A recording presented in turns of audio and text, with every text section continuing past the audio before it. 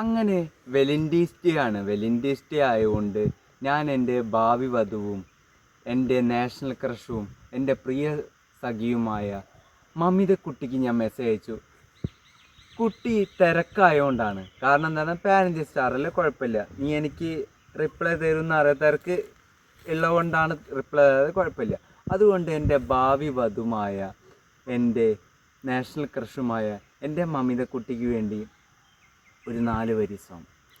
ഒരു പൂ തന്നാൽ നീ എൻ്റെ കൂടെ പോനാട്ടേ മമിത, കൂട്ടിൽ വെച്ച കൂട്ടിൽ നീ കുയിലായി പാടുമോ, എന്നും ഇണയായി ചേരുമോ. I love you Mamitha. ഇപ്പം എല്ലാവർക്കും എൻ്റെയും എൻ്റെ നാഷണൽ ക്രഷുമായ മമിതക്കുട്ടിയുടെ വാലന്റൈൻസ് ഡേ. അപ്പോൾ എല്ലാവരും അടിച്ചു പൊളിക്കുക.